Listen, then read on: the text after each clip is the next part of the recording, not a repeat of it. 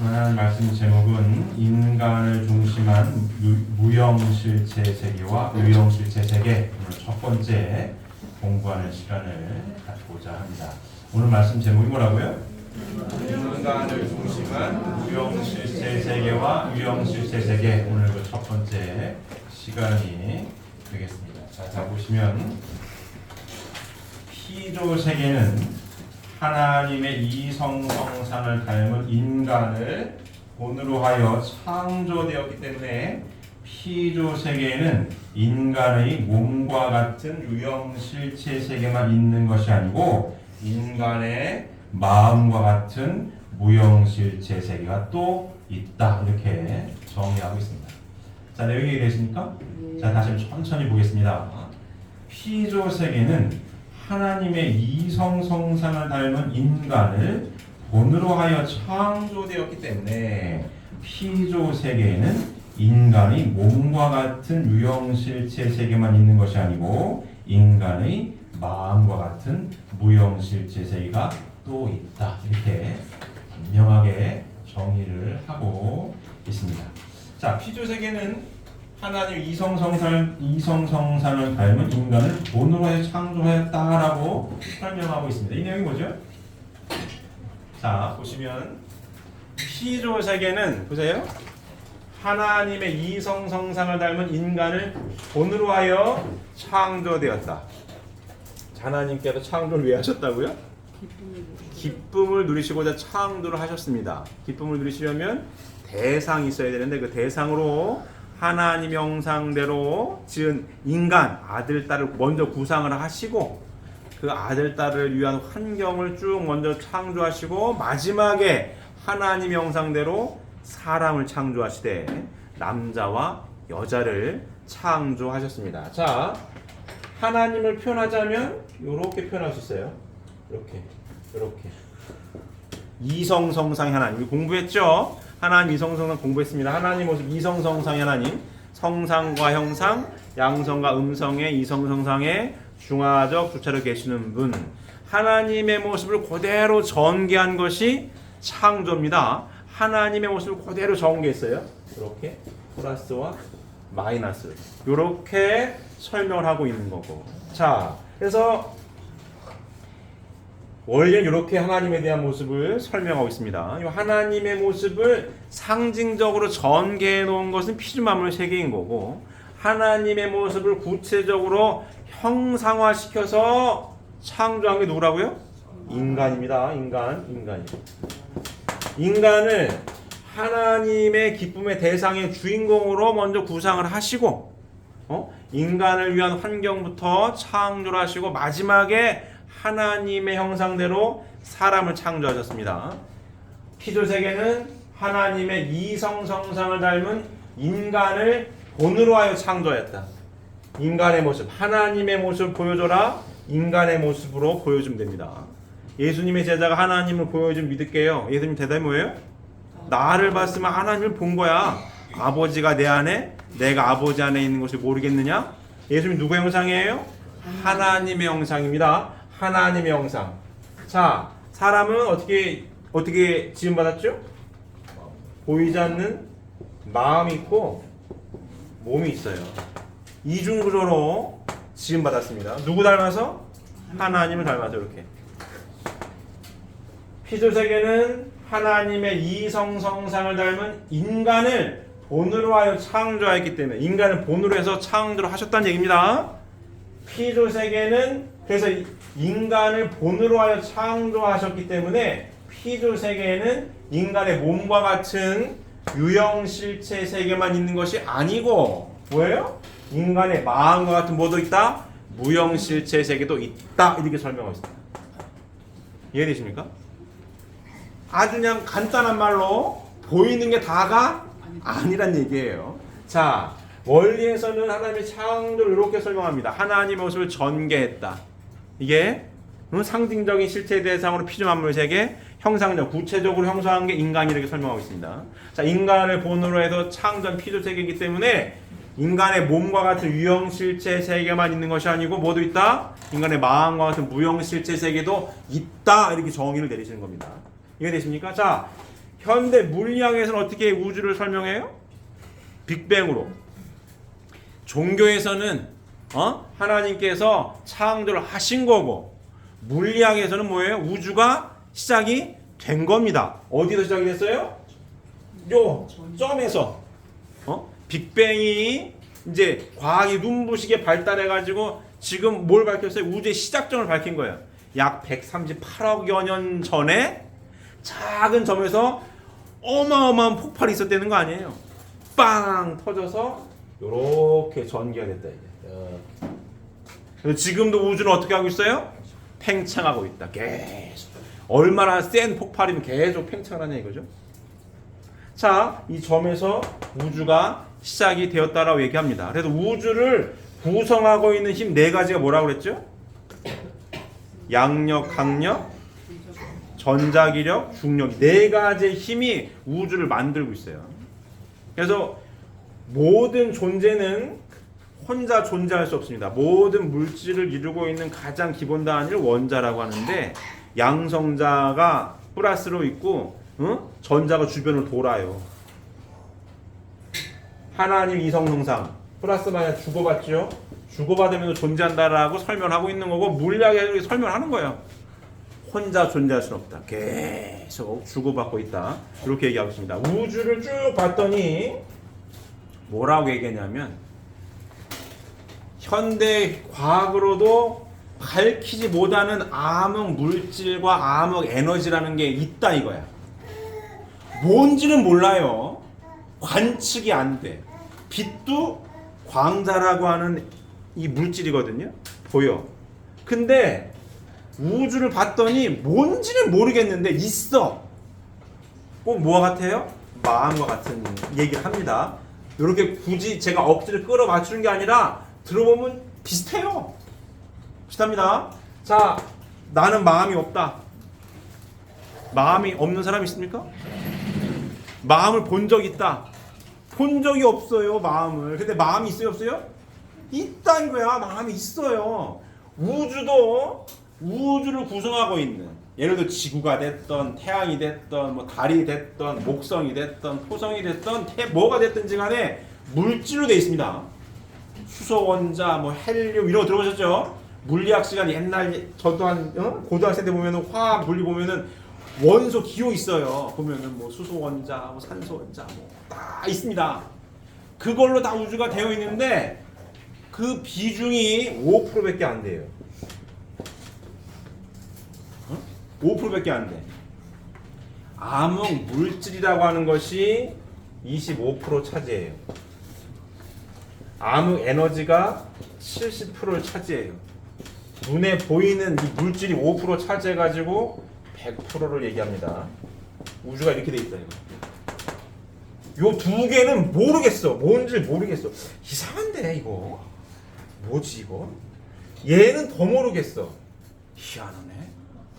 뭔지는 모르겠는데 빛하고도 반응을 안 하고 반응을 안 해. 하지만 있어요. 얘가 95%야. 관측되는 이런 물질, 태양이고 지구고 달이고 뭐고 안에 관측이 되지 않습니까? 그런 거는 5%. 그래서 100% 우주가 형성이 돼 있다라고 물리학자들이 하는 얘기예요. 이거는 모르겠다 이거야. 그래서 암흑이라는 블랙이라는 걸 써요. 깜깜해 모르겠어. 얘가 뭔지 모르겠네. 하지만 있어. 우주가 희한하게 움직이네. 이거 이상한데. 제가 동영상도 한 2번 보여드렸죠. 물리학자들이 하는 이야기. 우주가 이상하다 이거. 우주는 이상한 상수가 있다. 상수라고 하는 변하지 않는 수예요. 어디에 갖다 적용을 해도 얘는 딱딱 떨어져. 이상한데? 왜 이런 숫자가 자꾸 나오지? 플랑크 상수가 됐던 뭔 상수가 됐든 자꾸 나와요. 이상한데? 이상해. 우리가 존재한다라고 하는 물리학자들 얘기예요. 우리가 현재 존재한다라고 하는 것이 굉장히 신기한 일이라는 얘기예요. 신기한 일이라는 거예요. 희한하다는 거야. 우주를 보면 볼수록 우주가 미세하게 조정이 되었기 때문에 인간을 비롯한 이런 생명체, 우주 자체가 존재하는 거지. 미세하게 조정이 되지 않았으면 우주는 붕괴했던지 이미 다 없어졌다. 그 존재하는 것 자체가 신기한 일이다. 이 얘기를 물리학자들이 합니다. 제 얘기가 아니에요. 이상해. 0.000000001%의 확률로 우연히 존재한다라고 설명하는데 0.0000001%는 불가능하다는 얘기예요. 근데 불가능하다는 얘기는 잘 안 해, 과학자들은. 근데 얘기하는 게 이상해. 희한한데 이거? 그걸 합니다. 물리학자들 얘기예요. 그 제가 얘기했죠? 과학이 발달하면 발달할수록 경계선에 있다고. 이 경계선 이 넘어가면 종교와 철학의 영역이에요. 여기는 과학이야. 근데 발달하면 종교가 없어질 줄 알았어요.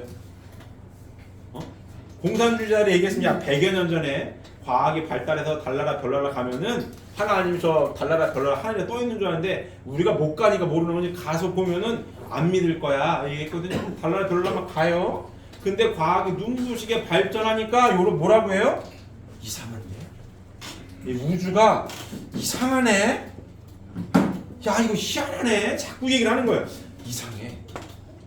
이 영역을 넘어가면 이제 종교의 영역이고 철학의 영역이에요. 여기 경계선에 있습니다. 지금 천재들이 모였다라고 하는 물리학자들이 여기 있는 거예요. 이상해. 아무리 봐도 이상해 이거. 이해합니다. 하나님 창조를 이렇게 설명해요. 하나님의 옷을 전개했다. 제린주님께서 오셔서 하나님에 대한 얘기를 설명합니다. 이성성상 하나님. 성상과 형상, 양성과 음성의 이성성상의 중화적 주체로 계시는 분. 하나님.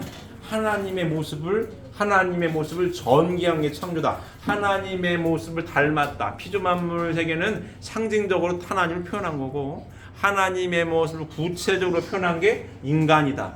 그냥 봐요. 인간을 하나님 구상을 먼저 하시고 피조의 하나님 이성성상을 그대로 닮은 인간을 본으로 하여 창조를 하셨기 때문에 피조세계는 인간의 몸과 같은 유형세계. 유형세계 뭐예요? 5%만 있는 거예요. 물리학에 밝힌 얘기예요. 5%만 있어. 보이는 건 5%야. 우주를 봐도 5%밖에 안 돼. 얘는 안 보여. 볼 수가 없어. 인간의 몸과 같은 유형실체 세계만 있는 것이 아니고 인간의 마음과 같은 무형실체 세계도 있다. 이 얘기합니다. 이해되십니까? 네. 재림주님께서 밝힌 내용이에요. 인간을 중심한 무형실체 세계와 유형실체 세계 오늘 타이틀인데 이렇게 밝혔다. 세계 하나님은 창조는 이렇게 창조하셔가지고 인간의 몸과 같은 유형실체 세계만 있는 것이 아니라 뭐도 있다? 무형실체 세계도 있다. 이렇게 설명하고 있는 거고 과학이 눈부시게 발전해가지고 막 파고 팠더니 오늘 용어를 빌리면 유형실체 세계는 5%밖에 안 되고 도저히 알 수 없는 게 95%가 있다 이거야. 우주가 희한하게 돌아간다. 이렇게 얘기하고 있습니다. 이 물리학자들이 하는 얘기. 재림주님께서 밝히신 성약의 말씀으로 이 세계를 설명하는 얘기나 물리학자들이 설명하는 얘기나 비슷하지 않습니까? 비슷해요. 과학이 발달하면 종교가 엎어질 거라고 공산주의자들이 떠들었는데 거꾸로 되고 있어요 지금. 경계선에 있습니다. 이거 넘어가면 종교인데 넘어가면 이건 이러고 있어요 지금. 이 얘기입니다. 자 이번 주에 뭐가 있죠? 추석 명절 있습니다. 추석 명절 때 뭐예요? 차례 지냅니다. 조상님이 눈에 보여요? 안 보이잖아요. 근데 왜 지내냐고. 응? 왜 지내요? 안 보이는데 왜 지내? 우리 인간이 이렇게 지음받았기 때문에 눈에 보이는 것만이 전부가 아니라고 어설프게나마 알고 있기 때문에 지는 겁니다. 조상님 있어. 잘 살아야 돼. 병원에 왔습니까? 병원에 맞아요? 안 보이는데 왜 지내? 어렴풋게나마 아니지. 있지. 있어.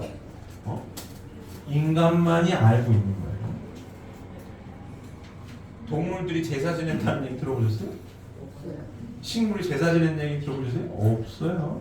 인간. 왜? 이 주의 후편에 좀 뒤로 가면 좀 더 자세히 나오겠지만 인간이 아주 간단하게 이야기하면 특별하게 지음받은 존재입니다. 하나님의 형상대로 지음받은 존재이기 때문에 보이는 이게 다가 아니에요. 보이지 않는 세계에 대한 것도 있다. 근데 타락을 해가지고 있는 건 같은데 잘 모르는 게 문제인 거지. 있는 건 같다. 이해되십니까? 그렇게 됐어요. 그렇게 된 거예요. 타락을 해가지고 이런 걸 있는데 아리까리하네 이렇게 된 겁니다. 인간이 된 거예요. 그래서 4대 문명이 발생들 쭉 보게 되면 뭐예요? 종교가 시작되면서 4대 문명이 시작됩니다. 인류 역사는 종교 역사라고 해서 틀리지 않아요. 맞습니까? 종교가 발생하는 곳에서 4대 문명이 다 시작이 되는 거예요. 타락을 해서 아리까리해. 하지만 뭐예요? 있다 이거야. 있어. 뭐냐라고 하면은 구체적으로 설명 못해. 다 동네마다 종교가 막 달라.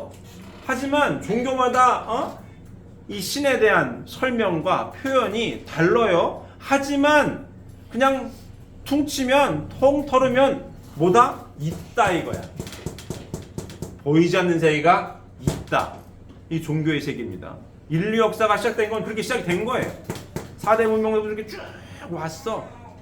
그게 뭐냐? 구체적이진 않지만 저주가 있어. 그래서 종교가 시작이 돼서 4대 문명이 쭉 됐고 종교가 막 세져가지고 종교가 권력을 한꺼번에 쥐고 있었던 시대가 더 많아요. 과거로 가명하시도록 더 그렇습니다. 자, 기독교도 그렇습니다. 기독교도 중세시대에 제가 가끔 얘기하죠. 교황이 모든 권력을 다 가지고 있었어요. 재정일치 사회라고 하죠. 옛날 재정일치 사회가 막 그랬어. 제사장이 권력이 세. 중세 시대도 교황이 권력이 세. 그럼 언뜻 보면은 좋을 것 같잖아요. 근데 어땠어요? 중세 시대 뭐라고 한다고요? 암흑 시대라고 하는 거예요. 얼마나 살기 힘들었으면 암흑 시대라고 합니까? 종교를 빙자해서 뭐 합니까? 권력을 휘두르는 거예요. 중세 시대는 그렇습니다. 왜 그랬을까? 뭔지는 모르는데 있다라고는 인정을 해가지고 교회가 됐던 절이 됐던 뭐가 됐던 쫙 나름 체계를 쌓았는데 왜 암흑 시대라고 표현을 하냐 이거죠. 왜? 하나님의 말씀을 정확하게 몰랐던 시대이기 때문에 그렇습니다. 자, 이 그래프도 저희가 많이 그렸어요. 자, 이렇게 타락을 해 에덴 동산에 쫓겨나서 아담 가정에서부터 쭉 섭리가 진행돼서 예수님 오셨고 재림주님 오셨어요. 이렇게 가요. 이렇게 갑니다. 이렇게. 자, 이 도표 많이 보셨죠? 자, 예수님께서 오셔서 그토록 기다린 메시아가 오셔가지고 하나님 말씀을 설파했어요. 근데 다 못했어요. 그래서 어떻게 해요? 다시 오마하고 약속을 하고 십자가에 못 박혀 돌아가셨습니다. 그래서 이 복귀섭리 역사는 하나님에 대한 거를 알고 공부하는 역사예요. 자, 물리학, 과학은 시작점에 대한 공부를 해요. 근원에 대해서 얘기합니다. 물질의 근원은 뭐지? 왜 시작됐지? 물리학자들 이야기나 종교도 하나님이 창조인데 하나님이 어떠한 분으로 계시고 창조를 왜 하셨지? 타락은 뭐지? 결국은 누구에 대한 공부예요? 하나님에 대한 공부입니다. 물리학자들은 마찬가지예요. 근원 공부해보니까 희한한데 경계선에서 이거 넘어가면 종교인데 이러고 있습니다. 결국은 종교학은 과학은 어떻게 돼 있어요? 만나게 돼 있습니다. 지금 그 시대에 우리가 살아요. 이 시대에 산다. 근데 예수님 시대만 하더라도 과학도 한 2000년 전이니까 발달을 못했고 예수님도 하나님에 대한 설명을 다 못했어요. 하나님에 대한 설명을 하긴 하는데 조금 구체적이지가 않고 모르겠다 이거야. 그래가지고 갭이 있습니다. 다시 오마했다고. 근데 중세시대는 뭐예요? 재림주님이 오시기 전의 시대입니다. 그래서 하나님에 대한 내용을 정확하게 몰라요. 그래서 종교가 어떻게 됐어요? 이데올로기화합니다. 통치념으로 쓰는 거예요. 통치념으로 쓰는 거예요. 그래서 중세시대까지는 성경을 아무나 못 읽었어요. 목사님하고 신부님만 읽는 거예요. 여기 쉬운 말로 저만 읽어요. 여기 계신 분들은 성경을 보면 안 돼. 그랬어요. 권력입니다.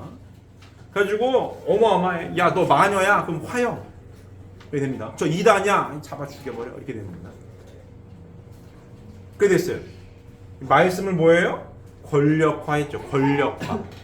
이거 굉장히 중요한 얘기입니다. 진리가 너희를 자유케 하는 거죠. 진리가 구속하는 게 아닙니다. 근데 중세시대는 그랬어요. 권력화 됐습니다. 권력화. 이게 종교개혁의 시작을 누가 했죠? 루터가 했습니다. 마틴 루터가. 뭐예요?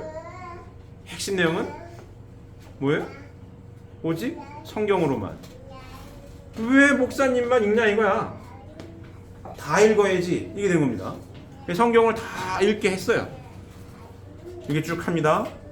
그러면서 이때부터 이야기한 게 마틴 루터하고 칼빈이라는 사람이 대표적인 종교개혁을 했던 사람인데, 칼빈의 영향이, 마틴 루터가 시작을 했지만 칼빈의 영향이 굉장히 세요.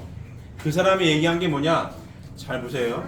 오늘 무형실체와 유형실체 세계에 대한 내용의 어떤 중요한 내용입니다. 칼빈이 얘기하는 게 뭐냐면 부국가론이에요. 부정부론. 부정부론.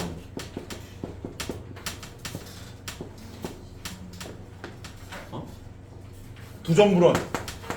이 동네의 정부와 이 동네의 정부는 다르다. 그래서 뭐자? 나눠야 한다. 이게 나누자.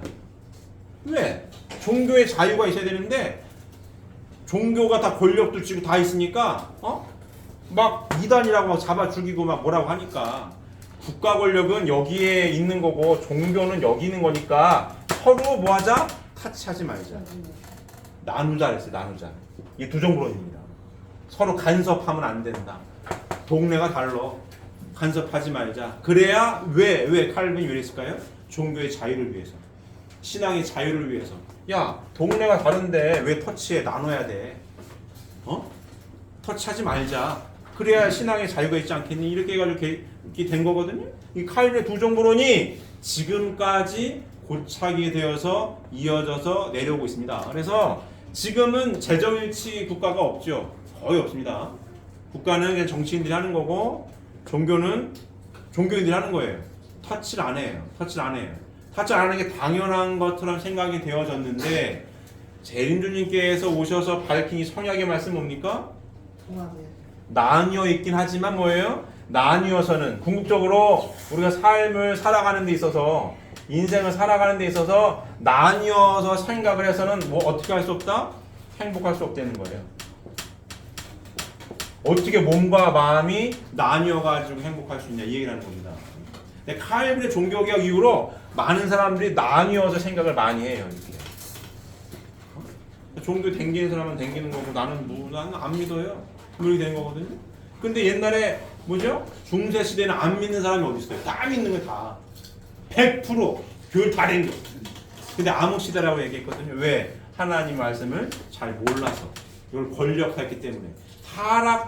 결국은 권력화를 왜 했어요? 원죄가 뭔지 몰랐거든. 타락의 핵심이 뭔지 몰랐거든. 그러니까 그냥 권력이 된 거예요.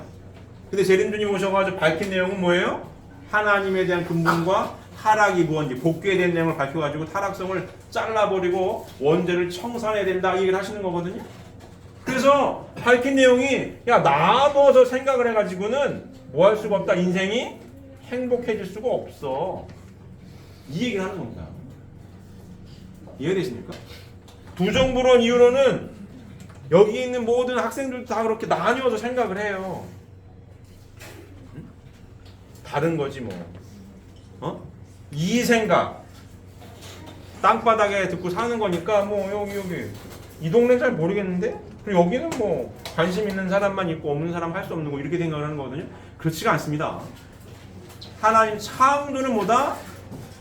인간을 본으로 해서 창조를 하셔가지고 뭐다? 인간의 몸과 같은 유형실체 세계만 있는 것이 아니라 뭐도 있더라?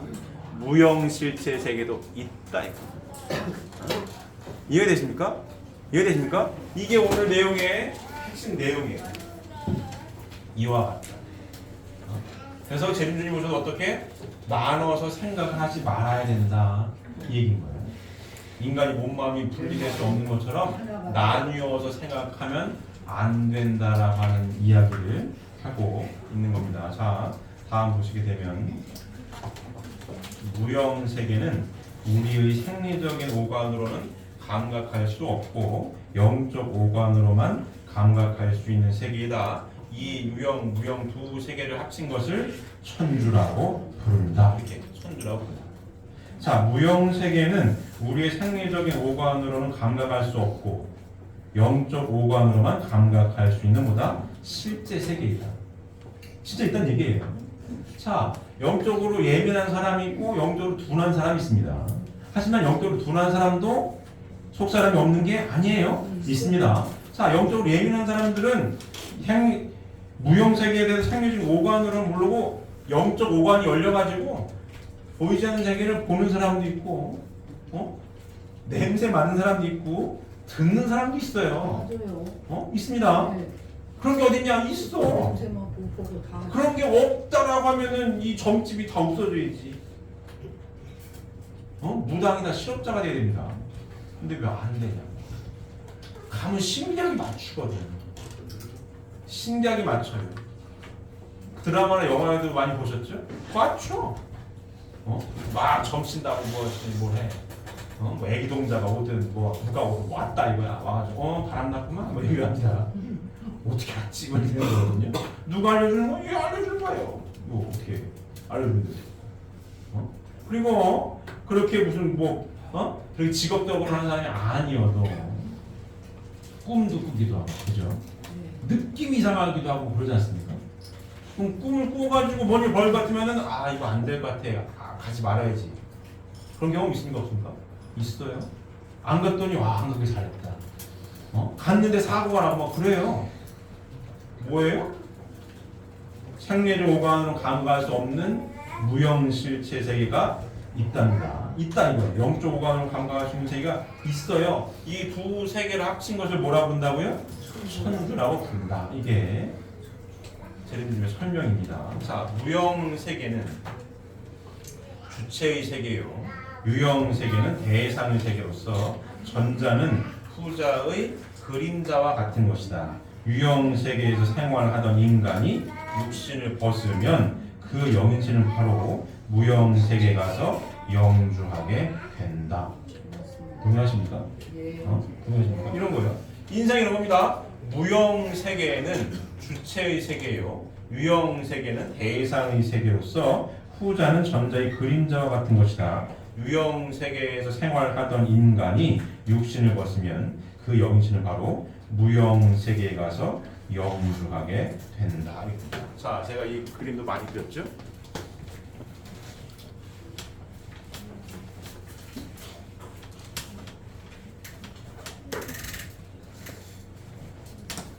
자,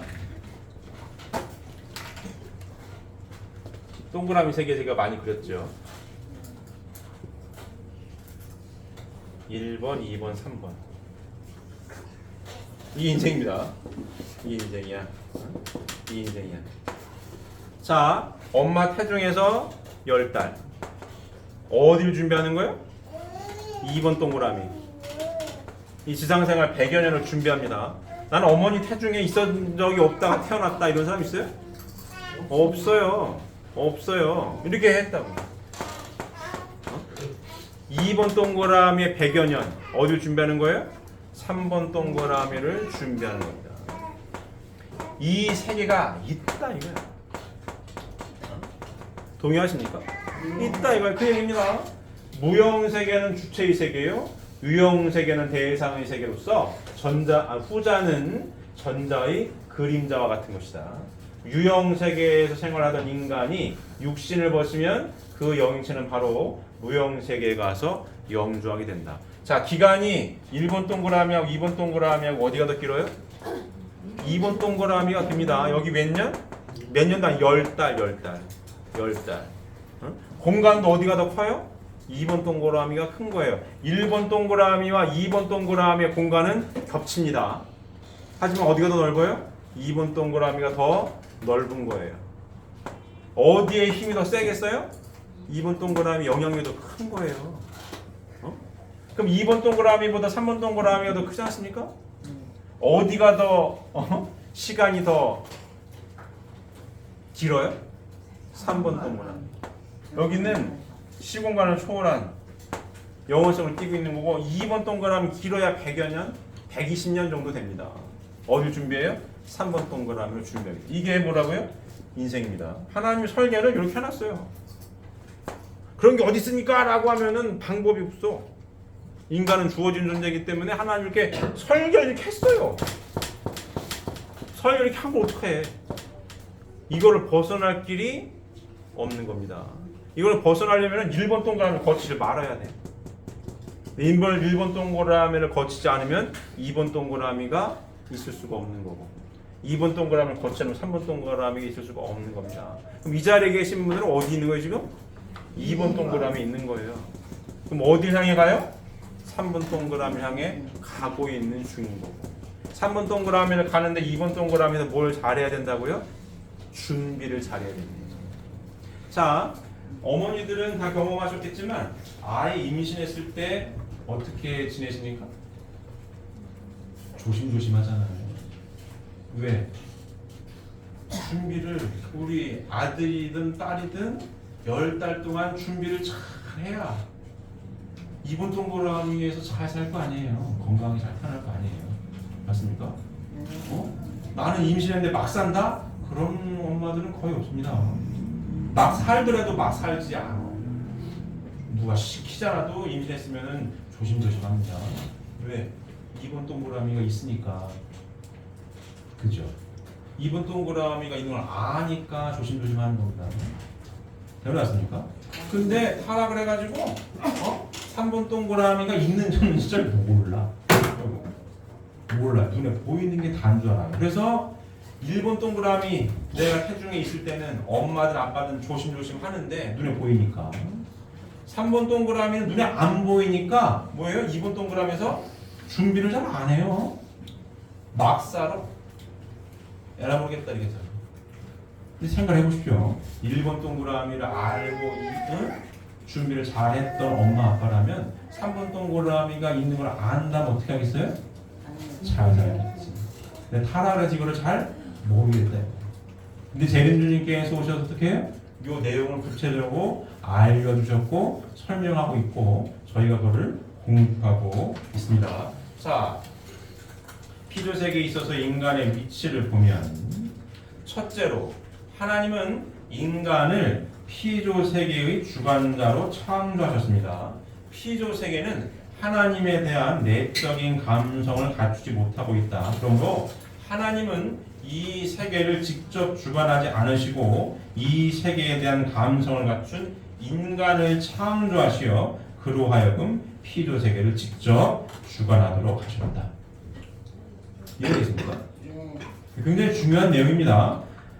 첫째로 하나님은 인간을 피조세계의 주관자로 창조하셨다. 피조세계는 하나님에 대한 내적인 감성을 갖추지 못하고 있다. 이 중요한 얘기입니다. 피조세계는 하나님의 상징적인 실체 대상. 그러므로 하나님은 이 세계를 직접 주관하지 않으시고 이 세계에 대한 감성을 갖춘 인간을 창조하시어 그로 하여금 피조세계를 직접 주관하도록 창조하셨다. 인간은 하나님의 형상적인 실체 대상. 그래서 어떻게 돼 있다고요? 그렇게 돼 있다고.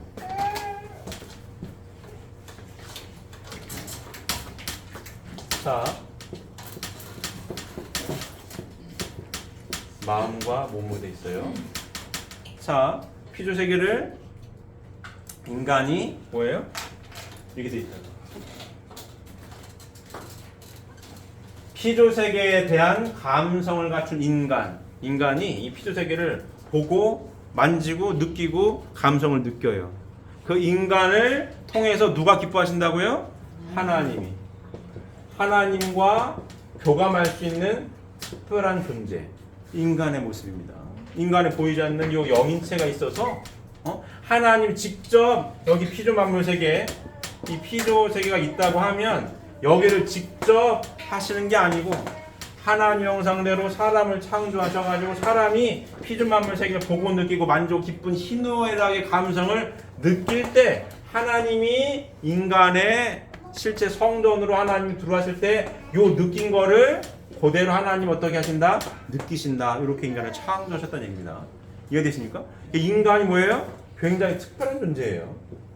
인간이 하나님과 소통할 수 있고 하나님과 그러니까 희노애락의 감정을 인간만큼 섬세하고 아주 구체적이고 디테일하게 표현할 수 있는 존재가 이 만물 가운데 없어요. 인간만이 특별합니다. 인간은 기쁨의 표현을 노래를 부를 수도 있고 춤도 출 수 있고 글을 쓸 수도 있고 그림을 그릴 수도 있고 별거 다 해.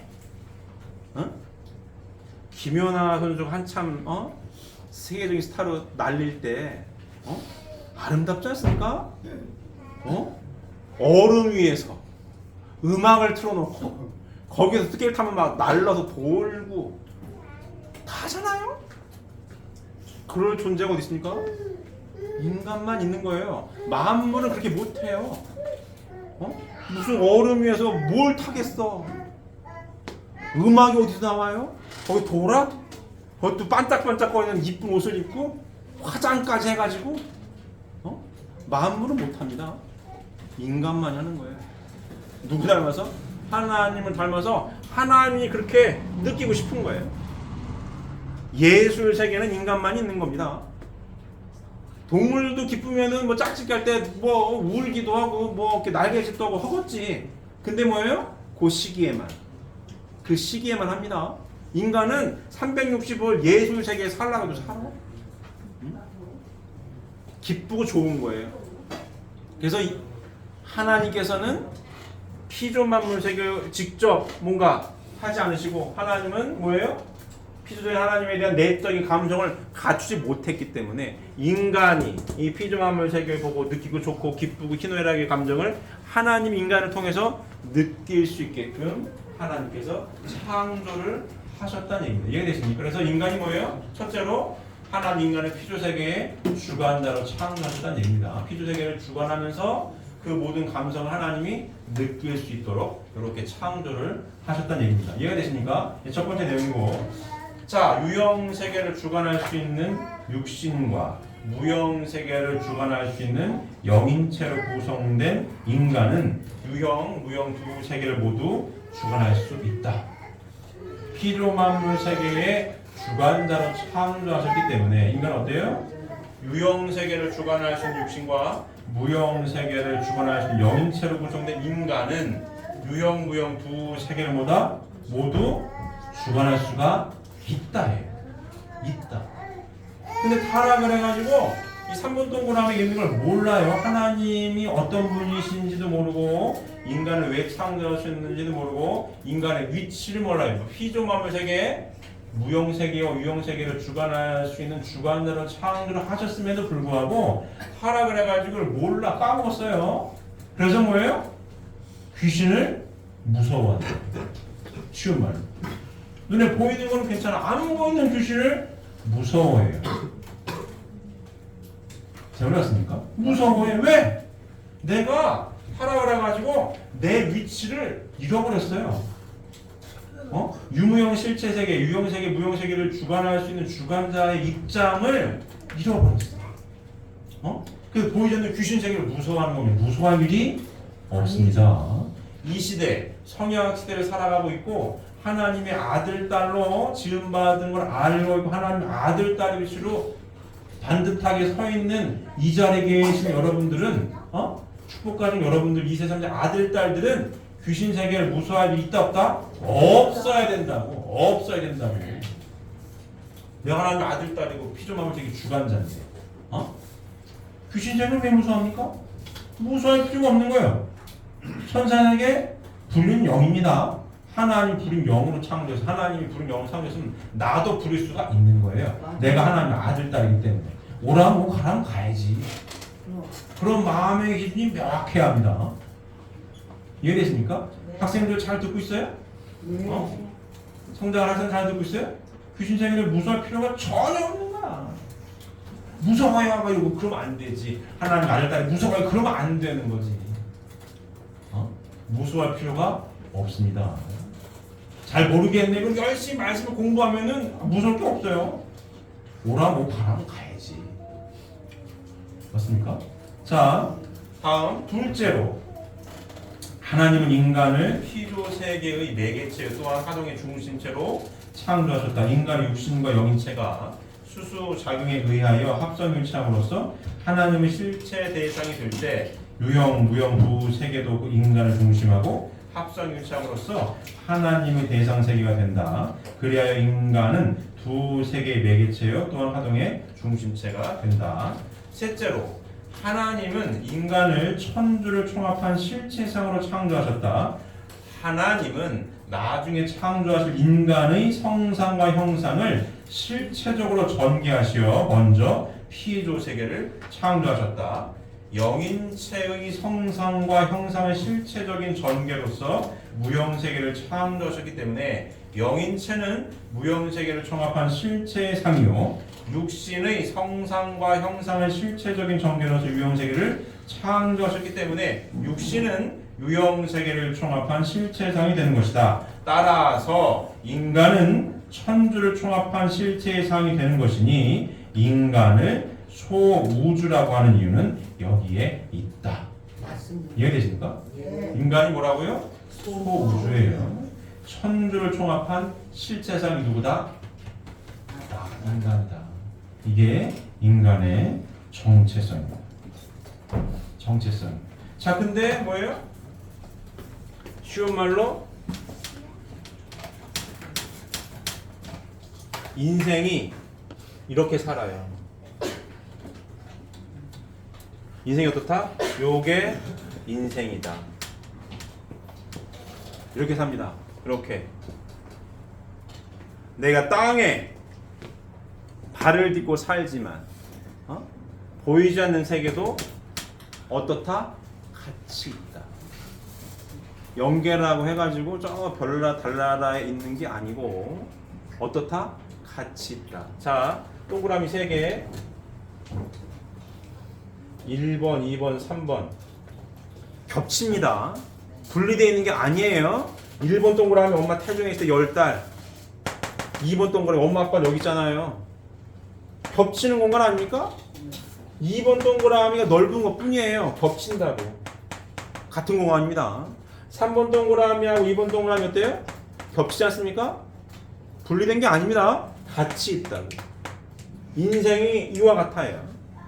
인생이 이렇다고. 나뉘어. 여기가 쉬운 말로 영계고 여기가 지상이라고 해서 분리되어 있는 게 아니라 어떻다? 같이 있다. 같이.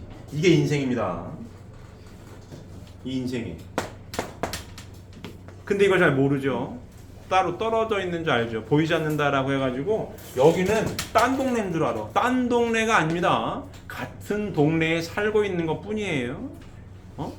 같은 동네에 살고 있는 것 뿐입니다. 자, 예수님께서 오셔서 요와 같은 것이 삶이요 인생이라고 하신 명확한 규정의 말씀이 있어요. 오늘 본문 훈독한 내용입니다. 예수님께서 뭐라고 하십니까? 천국문 열쇠를 베드로한테 주면서 땅에서 매면 하늘에서도 매이고 땅에서 풀면 하늘에서도 푼다. 어떻게 됐는 게 분리되어 있다는 얘기입니까? 아니란 얘기예요. 같이 있다는 얘기예요. 같이. 따로 떨어져 있는 동네가 아니야. 이 동네가. 같은 동네입니다. 공간이 넓은 것 뿐이에요. 요게 인생입니다. 근데 많은 사람들은 이거를 착각을 해요. 딴 동네인 줄 알아. 딴 동네인 줄 알고 여기만 보고 살아요. 잘 먹고 잘 살아 이렇게. 이 동네가 있는 거를 몰라. 이 동네는 그냥 죽으면은 뭐 있을 수도 있고 없을 수도 있게 이렇게 삽니다. 그렇지가 않습니다. 죽기 전에도 같이 있는 거예요. 이 공간에도 같이 있습니다. 제가 몇 번 말씀드렸지만 이 공간에 신씨든 이씨든 김씨든 박씨든 각자의 송씨든 선조들이 이 자리에 와가지고 뭐하고 있다고요? 공부하고 있는 공부. 왜? 있어요. 하나님의 창조는 육신을 토로했을 때만이 뭘 성장시킬 수 있어요? 영인체를 성장시킬 수가 있는 겁니다. 그래서 같이 있는 거예요. 같이. 따로 있는 세계가 아닙니다. 흔히 육신을 쓰고 있을 때에 이 성약의 말씀을 공부하지 못하가 죽은 선조들은 3번 동그라미에 가보니까 어라? 가야 할 곳을 못 가네? 그럼 가야 할 곳을 가려고 했더니 3번 동그라미에서는 준비가 안 돼. 준비가 안 돼. 그러니까 이번 동그라미 찾아. 자, 2번 동그라미를 가야 돼. 2번 동그라미. 봐야 돼. 2번 동그라미를 가서 육신을 쓰고 있는 몇 대손을 찾아가서 이 성약의 말씀을 공부하게 하고 그 공부하게 한 내용 그대로 육신 쓰고 있을 때에 살아야 해. 간단하게 어떤 삶이에요? 참사랑의 실천을 하는 삶을 살 수 있도록 해야 한다고. 그래야 이 2번 동그라미에 살고 있는 후손이 참사랑의 뭐예요? 완성자가 될 때 뭐예요? 3번 동그라미의 선조들은 뭡니까? 같이 부활하는 겁니다. 이게 부활론이에요. 부활론이다. 이해되십니까? 이게 천법입니다. 아니 한참 지겨워 죽겠네. 어떨 때 지겨워요? 이 3번 동그라미가 끊임없이 인생에 개입을 해. 개입을 해. 이거 이기적인 거 아닙니까? 이기적이라고 볼 수 있어요. 이기적이지? 계속 나한테 개입을 하는데 그래도 방법이 없다 이거. 방법이 없어요. 왜? 어쩔 수가 없어 이거. 오지 말라고 해도 와. 갈 곳이 없거든 이렇게 와. 그럼 오는 걸 어떻게 해? 오는 걸 왜 온다고요? 나 좀 부활시켜줘요. 나 좀 어떻게 해줘요. 오는 거 아닙니까? 누구한테 오는 거요? 그러면 오지 말라고 해도 오면 어떡할 거냐. 오지 말라고 해도 온다니까. 오지 말라고 해도 오면 어떻게 해줘야겠어요? 열쇠는 누가 갖고 있는 거예요? 내가. 열쇠를 누구한테 줘요? 베드로한테 줬다니까. 천국문 열쇠 베드로한테 줬어요. 그럼 여기 지상에 쓰고 있는 2번 동그라미에는 내가 열쇠를 쥐고 있는 거예요. 그럼 어떻게 해야 되겠어요? 조상들 부활시켜요. 부활시키는 수밖에 없는 거예요. 이게 방법이 없습니다. 방법이 없어. 그래서 우리가 뭐예요? 메시아 타이틀에 붙은 거예요. 우리가 무슨 뭐가 잘났습니까? 내가 무슨 뭐 억수로 부자예요? 아니 박사학위를 100개를 갖고 있어? 아니 엄청나게 잘생기고 미남이야? 왜? 내가 날아다니는 슈퍼맨입니까? 내가 왜 메시아입니까? 재림주님께서는 왜 종족적 메시아의 타이틀을 저에게 줬습니까? 3번 동그라미에 있는 이 양반들이 올 때에 어떻게 하라고? 부활시킬 수 있는 뭐가 있어요? 뭐가 있어요? 능력, 기회 있다 이거야. 왜? 지상에서 살고 있으니까. 지상에서 성약의 말씀을 상속받아서 실천하고 살고 있으니까 메시아의 타이틀을 줄 만한 기회가 있는 겁니다. 맞아요. 메시아의 타이틀을 다 줬다고 해서 내가 다 메시아가 되는 건 아니에요. 내가 책임분담 못하면 뭐 할 수 없지. 그럼. 그렇지 않습니까? 근데 뭔 있어요? 기회는 있지. 기회는 다 뭐예요? 공평하죠. 이 자리에 계신 분들은 다 공평한 겁니다. 성령의 말씀 다 동등하게 상속을 받은 겁니다.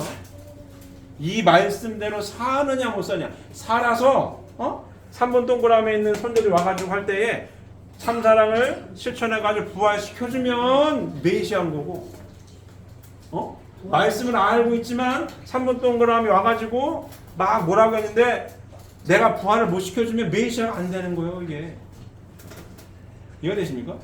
자, 3번 동그라미에 있는 사람들은 제가 이것도 항상 많이 말씀드리지만 2번 동그라미에 살았을 때 했던 일을 합니다.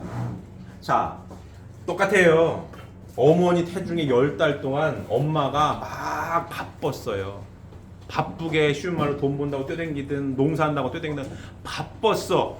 애가 태어났더니 맨날 바빠. 맨날 뛰어다녀. 제가 그래 봤습니까? 안 맞아요? 맞아요. 맞을걸요? 애가 5명이에요. 첫째는 엄청 바빴어. 맨날 뛰어다니느라 바빴어. 태어났더니 얘가 맨날 바빠. 둘째는 뭐가 일이 잘 풀려가지고 편안했어. 쉬고 놀러 다니고 책 보고 그랬어요. 둘째는 조용합니다. 조용하고. 세월이 왔습니까? 엄마들은 알걸? 엄마들은 알아요. 내가 임신했을 때 어땠는지에 따라서 태어난 2번 동그라미에 태어난 애들이 어떤지 딱 나와. 맞아요. 이거 못 피합니다. 피할 수가 없어요. 맞습니까? 맞습니다. 똑같아요. 3번 동그라미도 2번 동그라미 내가 평생 직업이 도둑이에요. 직업이 도둑이야? 도둑질만 했어요? 죽었어. 3번 동그라미 왔습니다. 가가지고 어머 갈 데가 없네. 2번 동그라미 홍길동이가 있어요. 홍길동이한테 가가지고 제발 이 성약의 말씀을 듣고 이렇게 참사랑을 실천하고 위하여 사는 삶을 실천하고 참사랑의 완성자가 돼야 된다라고 3번 동그라미에 내가 있다라고 시그널을 보내는 게 뭘 시켜요? 도둑질 시킨다고. 막 충동이 막 일어. 그럼에도 불구하고 2번 동그라미에 있는 홍길동은 이 성약의 말씀을 알았어. 내가 하나님의 아들이고 하나님의 딸이구나. 하나님의 아들, 딸답게 위하여 사는 삶을 실천해야지 도둑질하면 안 되지라고 할 때에 이 3번 동안 했던 이 도둑질했던 조상이 부활한다고. 술도 마찬가지예요. 술이 됐던 뭐가 됐던 다 똑같습니다.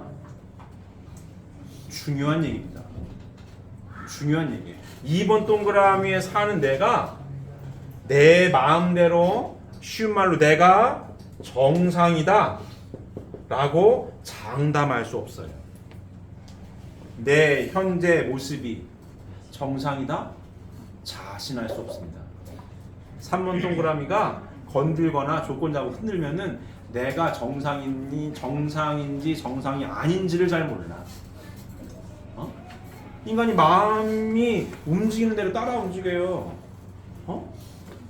몸뚱아리는 속사람이 시키는 대로 가는 거예요. 이게 안에 있는 속사람이 중요한 거죠. 근데 속사람이 3번 동그라미에 어떻게 해가지고 짝짝꿍 해가지고 일리 가야 되는데 전리가. 그럼 내가 정상입니까? 정상이 아니지. 정상이 아닌데도 뭐래요? 잘 몰라 그거를. 그래서 뭡니까? 재림님께서 얘기하신 말씀이 끊임없이 뭐 해야 되는 거예요? 훈독하란 얘기예요.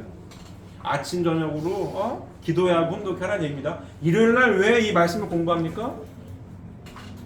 내가 쉬운 말로 2번 동그라미에 살고 있는 내가 쉬운 말로 말씀이 기준이 되어서 정상으로 살려고.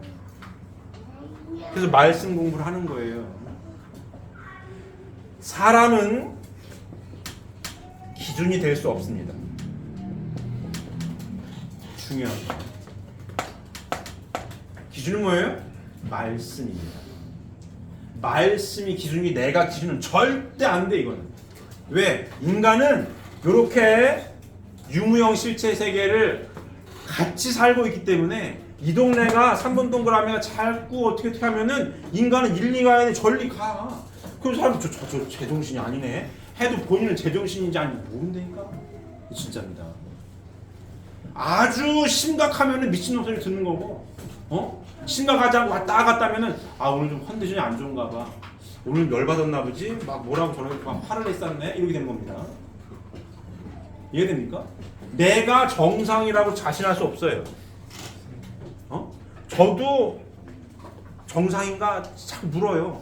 정상인가 잘 봐야 해. 왜? 똑같이 여기 사니까. 유무형 실체세가 따로 분리되어 있지 않습니다. 여기 사는 거예요 그냥. 그래서 사람은 기준이 될 수 없어요. 뭐하기입니다? 말씀입니다. 그래서 언제나 말씀 앞에 겸손해야 되는 거고 말씀에 맞추기 위해 애를 써야 하나님의 아들 딸대로 살아요. 왜 그러냐? 하나님의 말씀을 지키지 않은 게 타락이기 때문에 그렇습니다. 하나님 말씀이 내 안에서 깊이 뿌리 박혀가지고 말씀대로 선악과도 따먹지 말고 3대 축복의 말씀을 잘 실천했으면은 말씀의 실체가 돼서 하나님의 성전이 됐을 거예요. 근데 말씀을 잃어버렸습니다.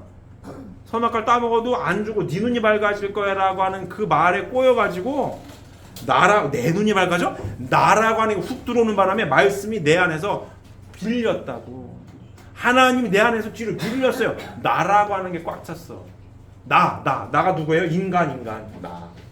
하나님이 떠난 인간은 하나님의 실체가 아니에요. 응? 하나님의 실체가 되기를 바라는 마음으로 축복을 하신 겁니다. 무열 하나님이 실체로 나타난 모습이 3대 축복의 말씀을 완성한 아담과 해와가 손붙 들고 서 있는 모습이 하나님의 모습이에요. 그렇게 하고 싶었다고 하나님은. 근데 말씀 잃어버렸잖아요. 말씀 잃어버려서 내가 가득 차가지고 손붙 들고 있는 아담과 해는 누구예요? 독사의 새끼라는 얘기를 듣는 거라서 예수님 이 독사의 새끼들아, 이 마귀의 새끼들아, 네 애비가 한 것처럼 넌 따라하려고 하지? 육신이 멀쩡한 뭐해? 말씀이 없어가지고 내 멋대로 사는 건 하나님의 아들딸이 아니에요. 하나님이 보셨을 때는 정상이 아닙니다. 비정상인 거예요. 이 자리에 계신 여러분들도 여기에 살아요. 유명실체 세계가 분리되어 있지 않아요. 그냥 같이 있는 거예요. 언제나 3번 동그라미가 왔다 갔다 할 수 있어요. 그렇기 때문에 뭐 하지 말아라? 자만하면 안 됩니다. 교만하면 안 돼요. 말씀을 알고 있어. 난 축복 가정이야. 자만할 수 있습니까? 자신할 수 없어요. 자신하고 자만하는 순간, 교만하는 순간 시험에 드는 거예요. 끊임없이 뭐 해야 돼요? 말씀을 훈독하고 하늘 앞에 보고할 줄 알아야 되고 기도 생활을 할 수 있어야 됩니다. 다시 말씀을 드리지만 인간은 기준이 될 수가 없습니다. 말씀이 기준이어야 합니다. 철저하게 하나부터 10까지. 이 자리에 계신 분들은 한일 가정이 많습니다. 자, 한국에 살아서 한국 문화가 기준이 될 수가 없어요. 제가 여기서 몇 번을 말씀드립니다. 국제가정들 잘 들어야 됩니다. 한국에 왔으니까 한국 법도를 따르라? 말도 안 되는 소리입니다. 좀 나쁘게 표현하면, 좀 세게 표현하면 말 같지도 않은 소리예요. 이게. 중요한 건 말씀대로 살아야 돼. 엄마는 한국 사람, 아빠는 일본 사람, 아빠는 한국 사람, 엄마는 일본 사람, 태어난 2세 아들, 딸들은 이중국적을 갖죠. 이중국적을 갖는데 그건 중요하지 않아요. 하나님께서 보셨을 때는 하나님의 선의 혈통을 이은 2세 아들, 딸, 3세 아들, 딸이야. 국적은 의미가 없어요. 이건 아버님에서 국경을 철폐하려는 거 아니에요. 한 하나님 아래 인류 대가족 사회. 이 하나님께서 바라시는 겁니다. 한국 문화 중요하지 않아요. 기준이 될 수 없습니다. 말씀이 기준이에요. 한국에 살아? 한국 문화는 참고해야지. 한국에 사니까 참고사항 정도. 한국은 이렇게 돌아가는 거 알고 있어야 하는 정도지 기준이 될 수는 없습니다. 일본에 살면 일본 따르라? 아니에요. 말씀이 기준이에요. 미국에 살면 미국 따라? 아닙니다. 말씀이 기준이에요. 근데 한국말을 왜 배우고 한국 문화를 왜 공부하라고 아버님 말씀하셨냐? 재림주님이 한국분으로 오셔가지고 하나님에 대한 설명을 한국말로 했어. 하나님에 대한 설명을 한국말로 표현하셨습니다. 말이라고 하는 건 문화 가운데에 문화가 녹아져 있는 거예요. 그렇기 때문에 하나님에 대해서 공부하려면 한국 문화도 알고 한국말을 알아야 하나님에 대한 거를 보다 구체적으로 알 수 있기 때문에 한국말도 배우고 문화를 공부하라고 하는 거지 기준은 아닙니다. 일본으로 오시면 일본말을 공부해야 할 판이었어. 맞아요. 미국은 영어를 영어. 이해되십니까? 그런 겁니다. 착각을 하면 안 돼요. 뭐가 기준이다? 말씀이 기준입니다. 왜?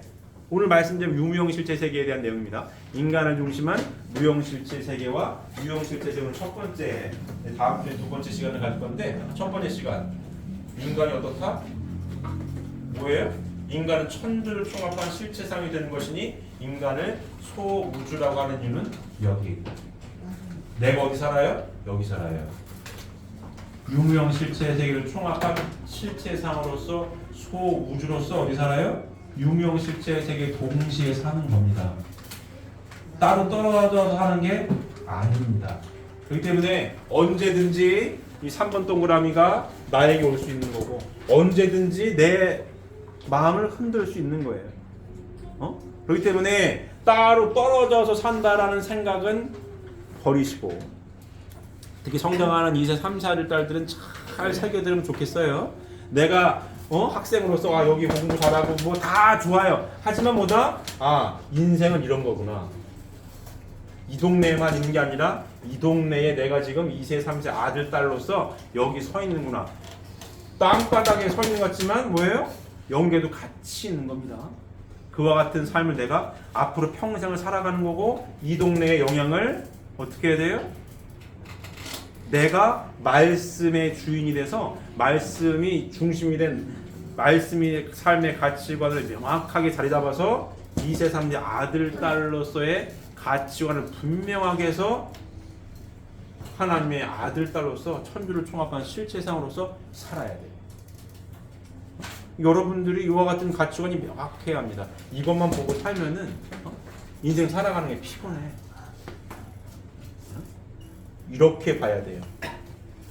인생을 말씀을 읽고 타락을 해가지고 이게 전부인 줄 알아요. 이 동네에 있는 거 막연하게만 생각하니까 차례도 지내고 제사 지내는 것 뿐이지 잘 몰라. 성경의 말씀을 알고 있는 여러분들은 이게 인생이구나라고 하는 걸 알아요. 이게 인생이구나. 영계가 따로 분리되어 있는 게 아니라 이게 인생인 거고, 내가 이 인생을 통해서 뭐다? 속사람을 성장시키고 완성시키는 준비하고 있는 삶이 인생에 있어도 약 이번 동그라미 약 100여 년 정도가 이게 인생이구나라고 하는 걸 명확하게 알아야 됩니다. 그래서 인생의 목적이 뭐냐? 왜? 신앙생활 왜 한다고요? 행복하게 살기 위해. 행복하게 살기 위해서 뭐 해야 돼요? 몸, 마음이 통일돼야 되는 거고, 결국 뭐예요? 3대 축복의 말씀을 이루어야 되는데, 그럼 이루기 위해서 뭘 해야 되는 거예요? 참사랑을 실천해야 되는 거예요. 그 축복을 당연히 받아야 되는 거고, 축복을 받은 내 부인과 내 남편은 뭐예요? 천하를 줘도 바꿀 수 없는 가치를 지닌 존재이고, 뭐 해야 되는 거예요? 참사랑을 실천해야 되는 겁니다. 인생의 목적은, 이 자리에 계신 분들은 직업은 귀천이 없으니까 다 다양해. 하지만 인생의 목적지는 동일합니다. 2번 동그라미가 3번 동그라미 준비하는 기간으로서 참사랑의 완성자가 되는 것이 인생의 목적이어야 되는 거예요. 직업은 뭐 어떻게 각자 달랐을 대로 능력대로 다 하더라도 인생의 목적점은 어디다? 참사랑의 완성자가 되는 것. 이거는 동일합니다. 그래서 3번 동그라미에 가야 할 곳을 가요. 아니면 또 나도 육신을 벗으면 또 와야 해. 2번 동그라미 와야 합니다. 안 끝납니다. 2번 동그라미 있을 때 3번 동그라미를 제대로 준비하는 게 쉬운 말로 속이 편한 거예요. 그리고 쉬워. 3번 동그라미는 깎아요. 내 공부가 없으니까 내가 공부가 안 돼. 후손을 찾아가서 하라고 하는데 있는 후손은 말을 안 들어. 공부를 안 해. 이거 깎아먹어. 왜 되십니까? 이 자리에 계신 분들보다 인생이 이와 같다. 인생의 궁극적인 목적은 뭐여야 되는 거예요? 참사랑의 완성자가 되는 것. 이게 인생의 궁극적인 목적입니다. 2번 동그라미 목적, 3번 동그라미 준비하는 거, 2번 동그라미가 3번 동그라미를 가장 확실하게 준비하는 하나님께서 바라시는 삶이 뭐라고요? 참사랑의 완성자가 되는 것. 그래서 사위기대를 이루고 부부가 하나 되고 부자지간에 하나 되고 3대가 하나 되어서 하나님을 중심 삼고 참사랑의 완성자가 되었을 때에 뭐예요? 육신을 벗고 3번 동그라미에 가면 하나님 곁에서 영원히 선신으로 2번 동그라미 도와주면 도와줬지. 도와주죠. 걱정하시니. 그게 하나님의 창조 목적이고 복귀 섭리의 목적이에요. 이해되십니까? 그렇기 때문에 인생은 이와 같다. 천주를 총합한 실체상이 나고 영계없게 분리된 동네 사는 게 아니라 같은 동네 살고 있고 2번 동그라미보다 3번 동그라미를 준비하는 기간으로서 철저하게 참사랑의 완성자가 되기 위하여 참사랑을 실천하고 하나님 중심 삼고 하나 되기 위한 삶의 실천을 통해서 하나님께서 바라시는 아들, 딸들로서의 삶의 도전을 걸어가시기를 바랍니다. 기도드리겠습니다.